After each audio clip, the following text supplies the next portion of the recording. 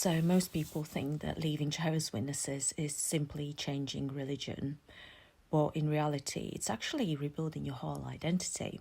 So, and I've written a book, The Kingdom Hall Effect, which is about to be released end of this month. And it's about, well, it's kind of a memoir, but it's about my time as Jehovah's Witness and why I became one and how I left. And I know there are already quite a few books released by former Jehovah's Witnesses, so it's kind of a little video just to tell you like what makes it different from other books, because obviously it's not just a story about leaving a high control cult. It's actually understanding how these systems work, how they affect the mind, what it takes to rebuild yourself, because I am studying psychology as well. So I have an added insight. And actually this book took me a long time to write. I started writing back in 2018, not long after I left Jehovah's Witnesses, but it wasn't me thinking I was going to publish it at the time. I was just trying to make sense of my life. Because when you leave a high control belief system, your whole reality actually shifts, like your identity, your relationships, your worldview, everything. And I actually had an existential crisis at the time, and writing just helped me process it all. And then as time went on, I realised something, and what I experienced wasn't just my story. You know, I saw patterns. And I saw that these patterns exist in many, many high control environments. So not just religion, or, you know, it can be in relationships. So my book begins in post-Soviet Latvia. Well, there's a little bit of Soviet Latvia in it because I was 10 when it all changed. And then I grew up in post-Soviet Latvia in the 1990s. I still experienced about 10 years of Soviet Union. And because the country had just regained independence from Soviet Union, so the early 90s were really full of uncertainty, poverty, and so much social change. And then all these Western religious groups started to enter, including Jehovah's Witnesses. And for people like me, we just had no available information about witnesses.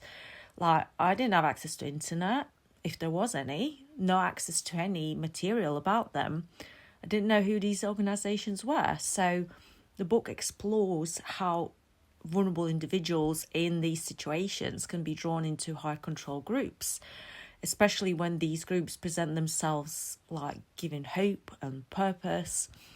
And it also looks at the psychology of belief. And then another thing that makes my book a bit different is that it isn't just a chronological story. I am very deeply interested in psychology. I'm currently studying psychology with counselling. So throughout the book, I actually explore a lot of questions like, well, why do intelligent people believe things like that later seem completely irrational? And how do systems in general use shame, fear, and, you know, the wanting to belong to shape behavior? So, and what happens to identity when your whole social world stops existing? And one of the main questions as well that I discuss and look into is how you can actually rebuild yourself after leaving, because honestly, can be a lot harder than you think. And I'm also showing life inside the organisation. I wanted to write honestly about what everyday life was like, especially, you know, if someone doesn't know much about witnesses, not just the doctrines, it's the social dynamics, it's your day-to-day life, the pressure to conform, congregation politics, and the expectations that are placed on women. So there's also a lot of ways how people are monitored, and people have to monitor each other. So a lot of that isn't actually written in other publications, but obviously anyone who's been inside a high control religion will recognize that. And I know also, you know, former witnesses will read parts of the book and think, yeah, that's exactly what it was like. Like, my experience isn't unique. But I'm just wanting to share it with other people as well. It's about identity and reclaiming your voice, because leaving doesn't automatically mean you become free overnight. And for many people, that work, the real work begins afterwards, where you have to rebuild your identity, what you believe, like what's your sense of self. And also create boundaries, because honestly, I didn't know what boundary was.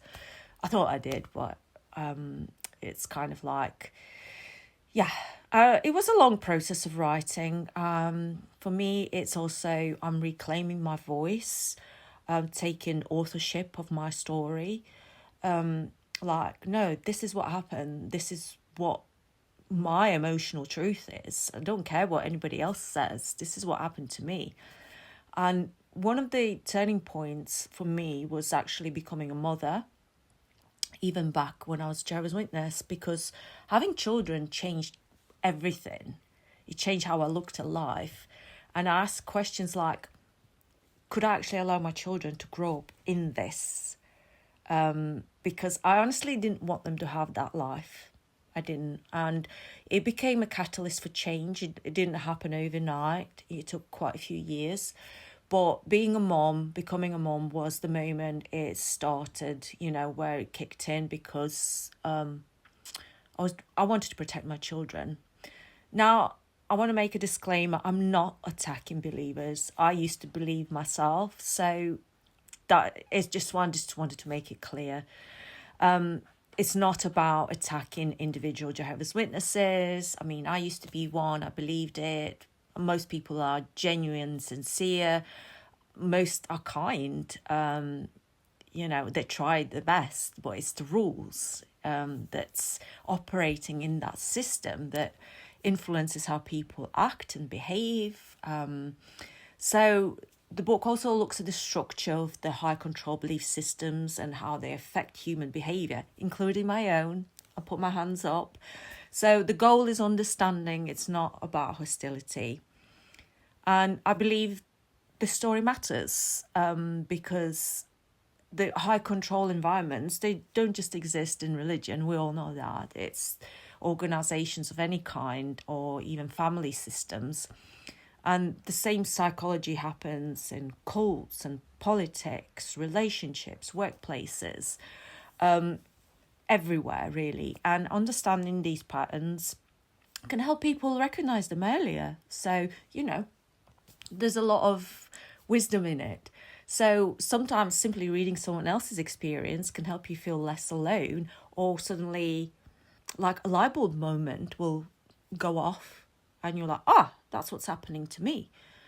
So I kind of wrote it for several types of readers. So obviously former Jehovah's Witnesses, it will reflect their experiences, people who are still in, but they are questioning, like I did for a while. Also people just interested in cult psychology and different high control groups, and just anyone really who's interested in a human story about identity, belief, rebuilding your life. So there is a deeper message behind it, because at its heart, this book is bigger than religion. It's what happens when you start trusting your voice again. So I hope that people will enjoy reading it, and I will be posting more information about it closer to the time. It's very, very exciting for me, and thank you so much for watching. And if you've got any questions, pop them in. I'll be more than happy to do a video answering, and I will speak to you soon. Bye.